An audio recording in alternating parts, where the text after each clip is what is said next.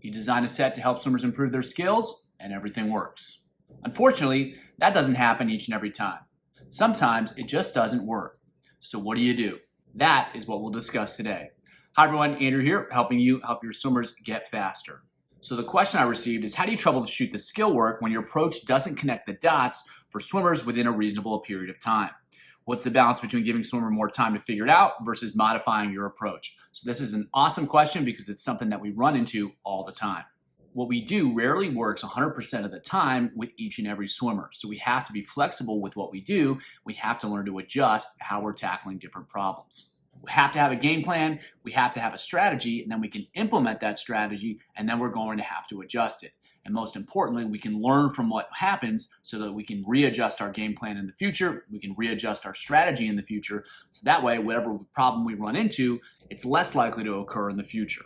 So a huge part of troubleshooting is learning from what happens over time so that you have to actually do less and less troubleshooting because you've already learned to anticipate the problems that are going to arise, or you can start to see them before they actually happen. That's true with training, and that's true with skill development as well. The more you troubleshoot, the better you get at it, and the less you actually have to do it.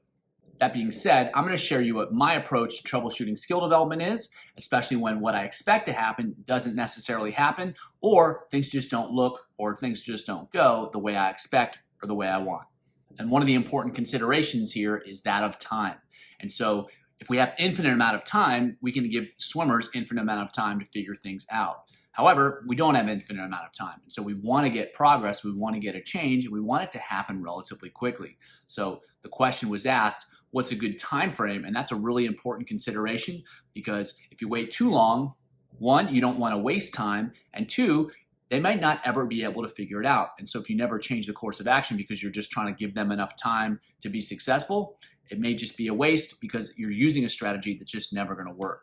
At the same time, if you switch things up right away, then you're not going to give swimmers a chance to figure it out. And if you're always switching up what you're expecting them to do, they're never going to figure it out. They're never going to be able to make progress. So you have to balance the two. You want to give them enough time to figure things out, but you don't want to waste time with something that they're not going to figure out.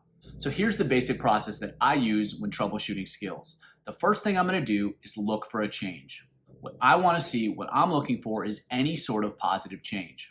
I'm looking for progress, not perfection. So the swimmers don't have to do things perfectly. They don't have to do things amazingly. They don't even have to do things well.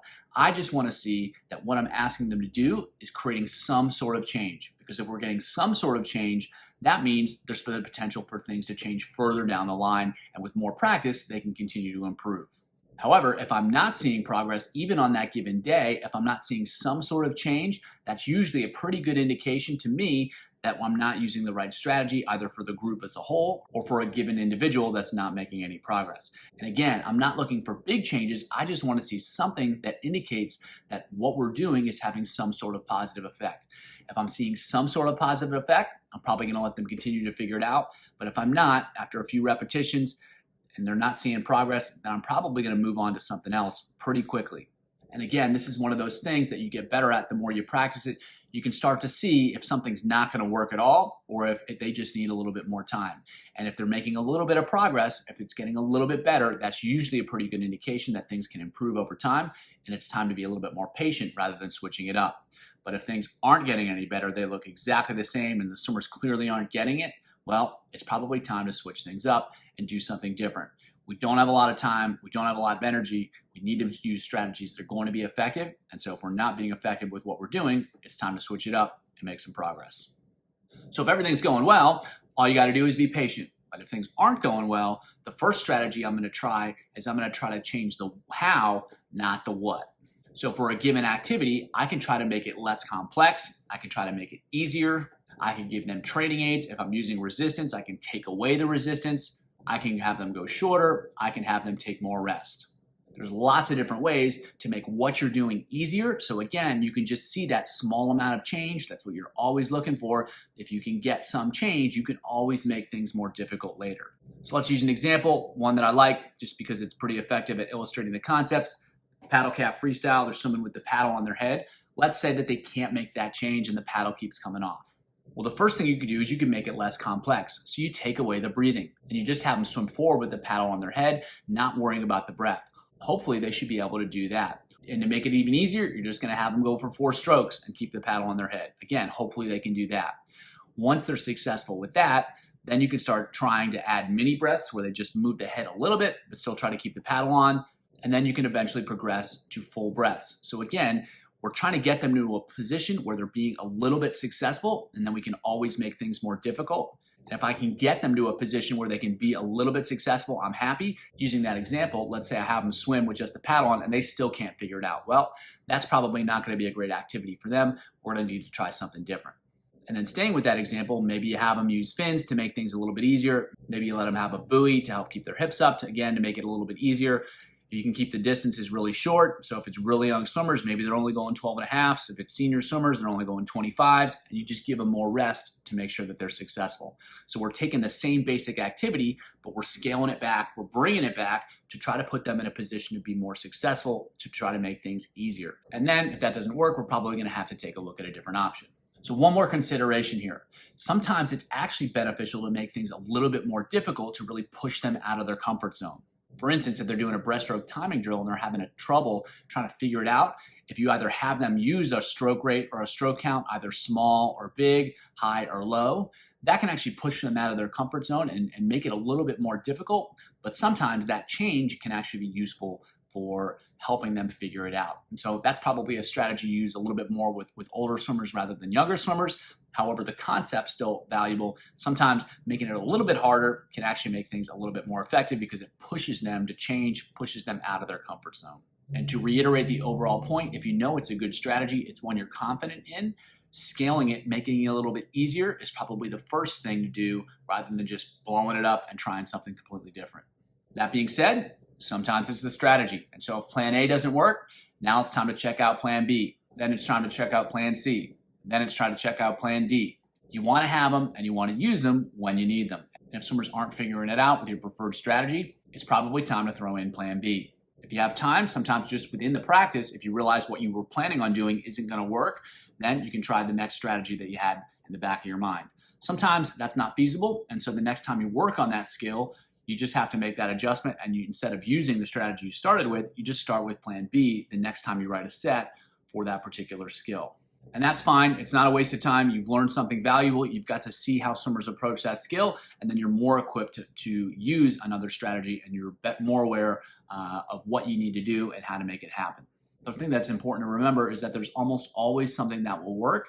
And so having multiple options, being able to use multiple options is really valuable because you can use them when you need them and you can solve problems when they show up. The most important thing with this process is to trust yourself. The more you do it and the more you try to problem solve and troubleshoot, the easier it becomes to realize if swimmers just need a little bit more time or if they need a different strategy in order to get better.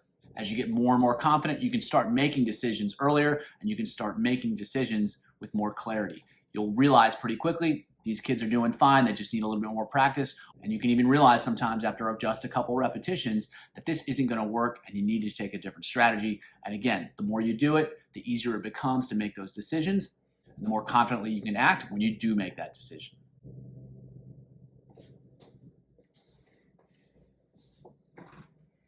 A related question is, how can you avoid this situation as much as possible in the first place? Ideally, you'd never have to troubleshoot because you get really good at identifying what swimmers need to do and what they're going to be successful with. My favorite strategy is always to start with the easiest idea. You're way better off giving them something that's really simple and really easy for them to do just to get a little bit of change, and then you can make things more difficult as you go.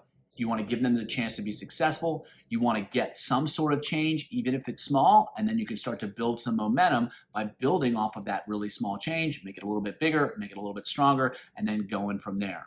From my experience, it's way easier to have them be successful and then increase that success rather than trying to give them something that's a little bit too difficult and then having to bring it back and then moving it forward. So the more you can just start with things that you know are going to be successful and then building upon that, the more success and the more likely it is that the swimmers are going to be able to do what you want them to do, and you're not going to have to troubleshoot nearly as much. So when troubleshooting skills, you have to watch what's happening. You have to pay attention to each of your swimmers. You have to pay attention to the group of swimmers, and then you need to make a decision and act fast. If things aren't looking good, if they're not making any sort of progress, you want to act quickly. Don't wait too long. You want to see progress, even if it's just a little bit of progress. And if you can see that progress, then you can be patient. But if they're not making progress, you're probably going to have to do something different. My first strategy is to change how the swimmers are performing the activities. And then if that's not successful, I'm going to change what they're doing. In all cases, I'm trying to make it as easy as possible, get them to have some sort of success. Once we have some sort of success, we're good to go. We can just build on it and we can go from there. For more about how to use different versions of the same strategy to improve skill development, check out the video here.